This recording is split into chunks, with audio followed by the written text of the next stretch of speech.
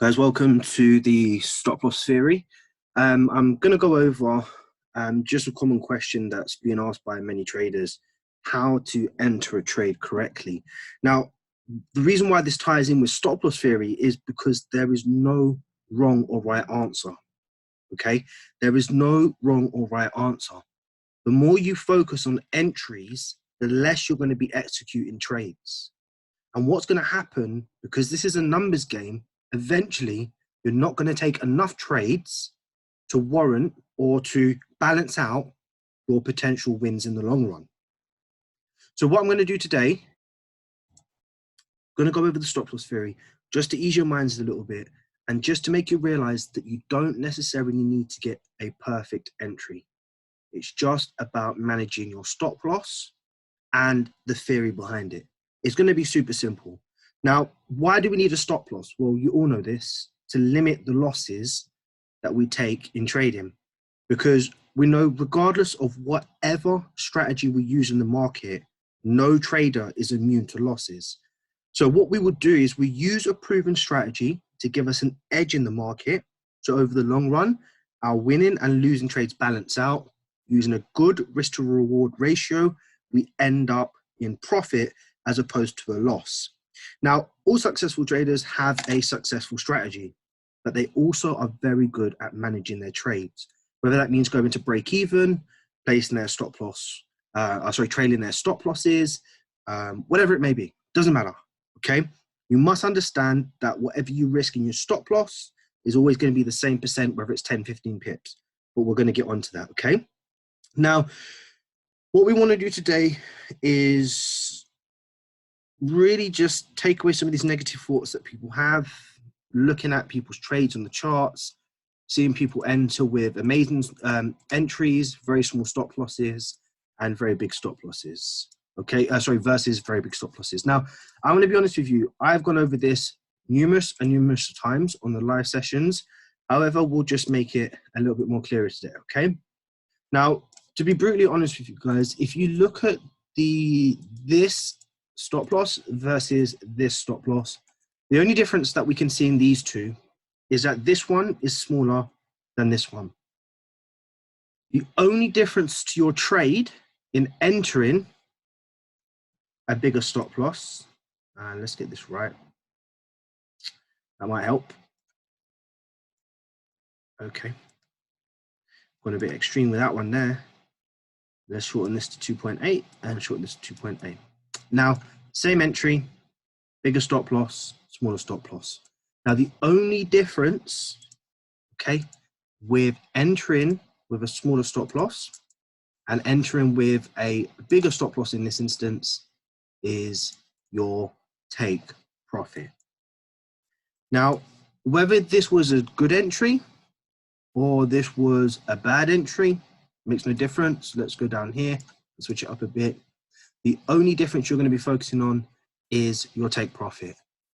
What it means to have a smaller stop loss is the opportunity to hit your target is going to be much greater than having a big stop loss and having to wait longer to reach it. The disadvantage of having a small stop loss is that you do not allow enough room for your trades to breathe, which means any slight pullback with a smaller stop loss could potentially take you out the trade. The advantages of having a big stop loss is you now allow yourself more room to breathe, which means you're less likely to be stopped out of the trade. Now, this becomes a personal preference, okay? I'm going to be so honest with you. If you are capable of dealing with the fact that, you know what, if I enter this trade with a small stop loss, it may be a little bit more aggressive, not in terms of entry, but in terms of your stop loss placement, and can accept that you may be stopped out, then you need to go for the trade. If you enter late in a trade and you then decide to have a smaller stop loss, you're now putting yourself in a position at a disadvantage because your stop loss is not going to be in a safe place. Okay? So what that means for you, the only way to warrant entering a trade late or at a close of a larger candle is to increase your stop loss to maximize your greatest potential to return rewards. Now, if you enter this trade now with a bigger stop loss, you have to understand that, yes, you do have more room to breathe, whereas over here, you don't. But here you may sit in a trade for 3 hours, and here you may sit in a trade for 3 days. That's the only difference. Now, what you have to decide is what fits your personality, what fits your characteristics, what are you able to cope with?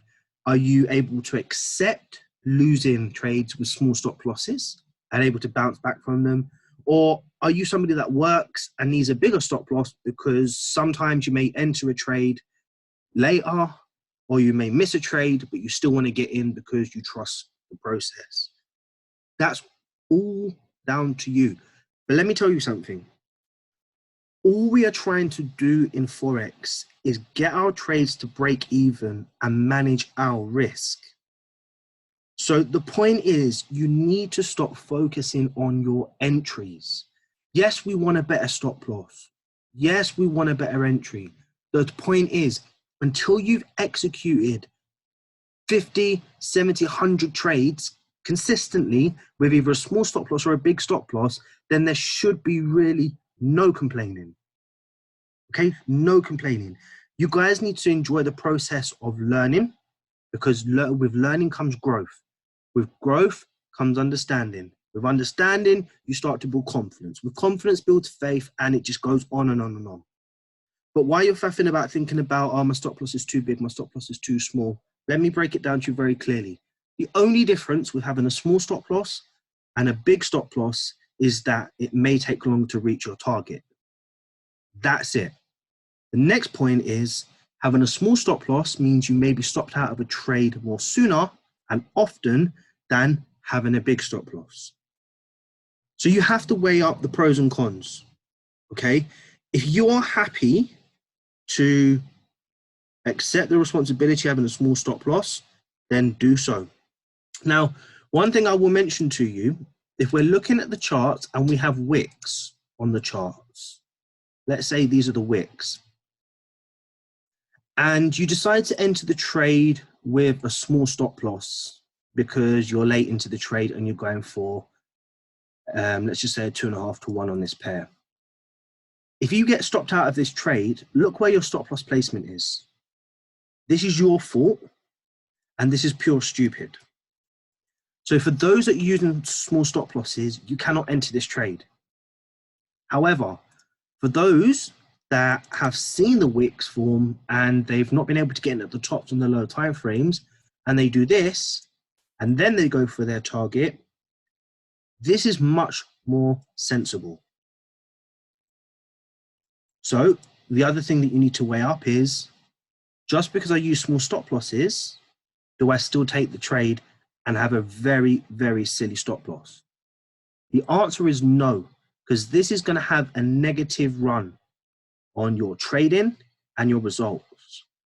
So what you have to do as a small stop loss trader is you have to identify that you are not able to enter this trade, which should simply mean to you, this trade is not viable. However, for those that use bigger stop losses, you can now enter this trade. So that's your advantage. With the small stop loss traders, what you have to understand is, if you're planning to enter this trade, you need to either make sure that you have your stop loss above structure, which means you revert to big stop losses, or you make sure you get in higher. And the only way you're going to do this is by using your lower time frames. So the next point here is, if you are not able yet to understand your lower time frames and use them in line with your higher time frames, then you may need to use a bigger stop loss, because you need more confirmation from the higher time frames to be able to enter a trade. So again, another thing that you need to bear in mind, because there's no point taking a trade and having your stop loss sit through wicks when we know that potentially price is going to come back and wick you out before it goes down. And all of the students that I've taught, or majority, have come to me and said, the price hit my stop loss and it went down. I didn't know how to enter properly. Well, reality check. It's nothing to do with your entry. It's just your stop loss placement. So what you need to do is start focusing on becoming a master at placing your stop loss. The only questions that you need to be asking yourself really and truly: do I have my stop loss in a safe place? If I want to use a 10 pip stop loss while the wicks are pushing through my stop loss, should I be entering this trade? And finally, if I do want to enter this trade, am I capable of accepting a bigger stop loss, bigger target, knowing that you'll be sitting in this trade for longer? I can't answer that question for you. I just can't. But what I can tell you is it's a personal decision that you need to make. And before making that decision, you need to understand the theory of stop loss. There is no right or wrong answer. It's either going to be big or small, and that is it. Because at the end of the day, guys, and I'll say ladies, is what you risk here with a big stop loss and what you risk here with a small stop loss should be exactly the same thing, in accordance to your, or should I say in line with your account balance. And that is it. And this should be the most important thing that you focus on as a trader. Not focusing on your profits, not focusing on your targets, because there is nothing you can control in this market other than your stop loss. This can be moved. Once price takes you out, it can't be brought back. So think about that very clearly, okay? Now, me personally as a trader, when I first started, I needed a small stop loss, because when I looked at Instagram, looked on YouTube, it looked sexy, okay? It made me think that the best traders in the world have the smallest stop loss with the tightest entries. It's far from true. I'm going to tell you now, some of the best traders that I know use a big stop loss and go for 1.5 to 1 to 2, and they are laughing. Yes, they may sit in the trade for 3 days, 4 days, a week, but guess what? The whole while they're sitting in this trade and you're losing trades, they're just waiting patiently for their take profit to be hit. What happens now over the long run is these traders make money consistently throughout the year, quarter, week, month, whatever it is, while you're accumulating losses with your small stop losses, hitting 1 big win, 2 big wins, 3 big wins in a row, and then going again. So you're adding to your losses. These guys are adding to their wins, occasionally have a loss, but they continue their cycle of wins because they don't mind price breathing. They don't mind price pulling back on them a little bit. So just putting it out there, think about that. Don't try to be the first in. Always wait for evidence and then execute. Okay? Confirmation first, then evidence. I think we've covered the stop loss theory. If there are questions on it, you must come back to me and ask. But that was more of a rant than a teaching. But the truth is, that is as simple as it is. It's something that you guys have to really get into your heads. Because if you don't, I can promise you, you're just going to be like the majority. And that's not what we're here to do. Okay? Your stop loss, as taught in the course, is your shield. No man, no woman is going to step into a battlefield without protection. And if you do, you're stupid. And if you do, then you expect the consequences of you doing that. We are not trading blindly anymore. We are trading smart. So please really get that into your head.